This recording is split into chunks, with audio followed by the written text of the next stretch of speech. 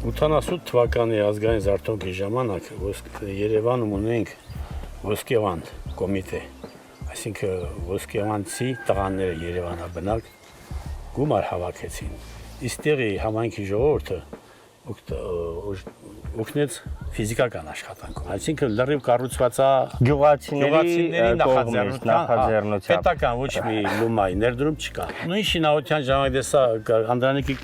կիսանդին տրվել այն 50 թվական։ Իսկ 15 թվականին Եղեռնու զոհերի հիշատակը կառուցելիս Սողոմոն Թելերյանի անվան հուշաքարը դնել միասին տեղադրեցինք մի անկյունել նատ։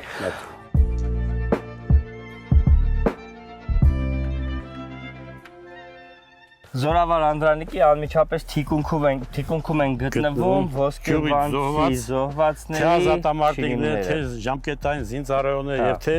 սպայակազմից մասնակցած զոհված 90-ականներին եւ 44-օրյային դրանից հետո քանի զոհ ա տվել ոսկեվանը։ Ընդհանուր 9 զոհ ենք տվել։ Հա։ Եղել է ազատամարտի տարիներին, երբ դեռ բանակ չկար, որպես ազատամարտիկ էին մասնակցում։ Եղել են ժամկետային զինծառայողներ ծառայության ընթացքում թե պատերազմի ժամանակ։ Հա։ Եղել է պայմանագրային եւ 20 թվականին ենք զոհ ունեցել սպա եւ 21 թվականին ենք զոհ ունեցել որպես սպա։ Ռոման, քանի տարեկան։